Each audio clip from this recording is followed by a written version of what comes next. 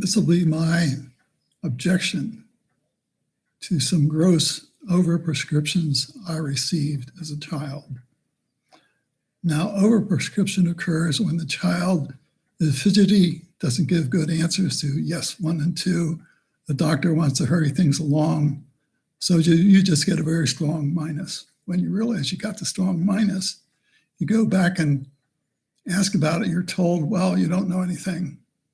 Just wear it. You'll get used to it. I truly object to that. The other incident was Jake Steiner. A child was judged to be 4 diopters. And it turns out the child, I think independently judged, would have had good vision and did not need 4 diopters cylinder. But you never know because you cannot check. So to break that monopoly and to a certain extent protect you, it would be a good idea to get test lenses yourself. Be highly education. So it's physics, it's science, it's self-control, and a lens plus and minus are neutral. They are not medical. There's nothing medical about them. There's no reason in the world why you can't put up a Snellen, hold up lenses, and estimate or judge your refraction. If you do it, you will not get overprescribed.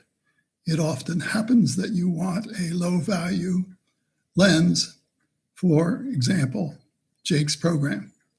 You go to the optometrist and ask, could I have a lens for reading? Could I have a lower value lens, which I would not use to drive a car, anything like that? And you're basically told, no, that's not possible, be on your way. Well, I'm sorry, I can't take that kind of treatment anymore. So what is a trial lens set? It costs about $150 to $200, maybe more, $250. Contains a lot of lenses you don't need. For instance, you don't need cylinder lenses, so that cuts the package in half. You probably don't need a lens frame.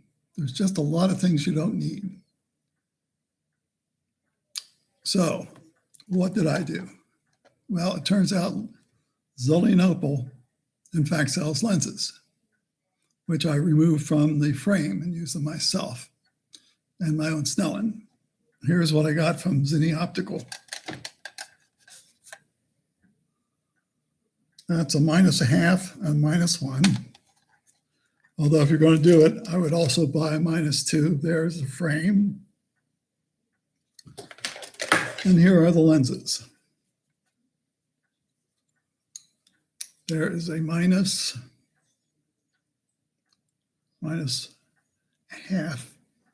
and there is a -1. Notice I've marked them with 1 and 2, so I keep track of them. Now, I can't tell what you should do, but here's what I did. A -1 and a -2. Now, what I recommend is getting a -2 and a -3. And I got some plus lenses just for my use. How would you use this? Okay. Let's say you are last judged to be about -2. Now, you want to check. So you kind of put up a Snellen, you're reading 20/60, let's say. Okay. So there's the -1, you hold it up, and that clears the 20/40 line. Okay, not good enough, but your refraction's about -1/2.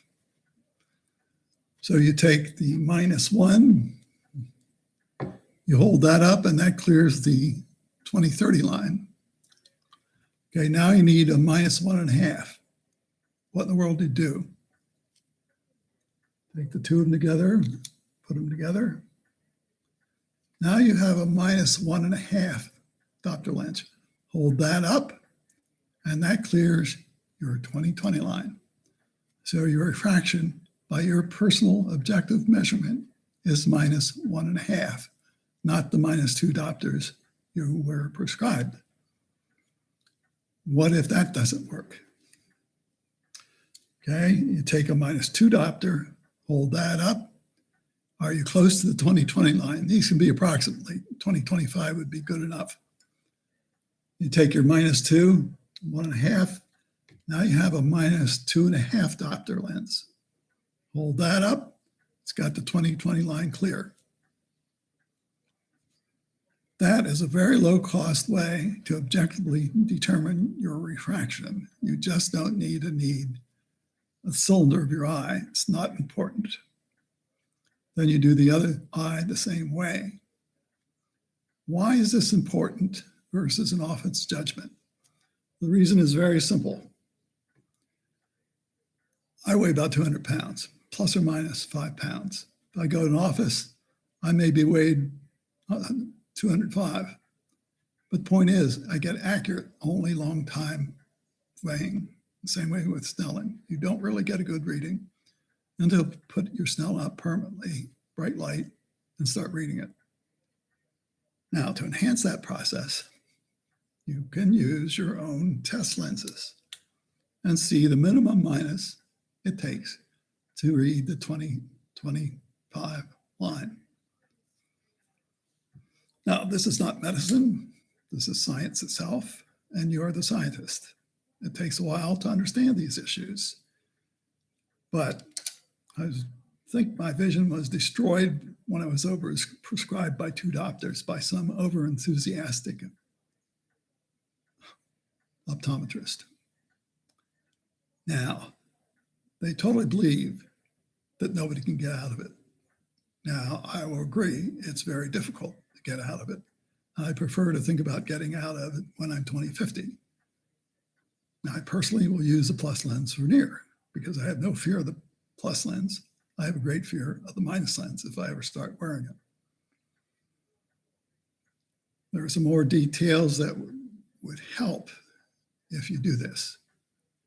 I can't get into those details, but it can help you. I would like to see this program conducted at a 4-year college and would have the students in engineering actually doing what I'm doing when they're at 20/40 and they need to get to 20/20, which is a positive refractive state for the normal eye. Be careful with words. I've never said cure. Medical people can't help you with prevention, and they're never going to do it. They won't not even attempt to do it because they're afraid of the legal issue. You will sue them if you feel they did anything wrong, and they're not going to touch that issue. So don't ask them. To save or preserve your own vision means reading and passing the 20/30 line, making your own measurements, and in my case, using a plus for all close work until my refractive state becomes self-measured positive. And you see, I use a plus lens for these measurements also. I am not medical. I absolutely cannot be medical. No words I said have been medical. They are about accepting that all eyes are dynamic and control their refractive state to your average value of accommodation. And you alone control that average value by what you do in your life.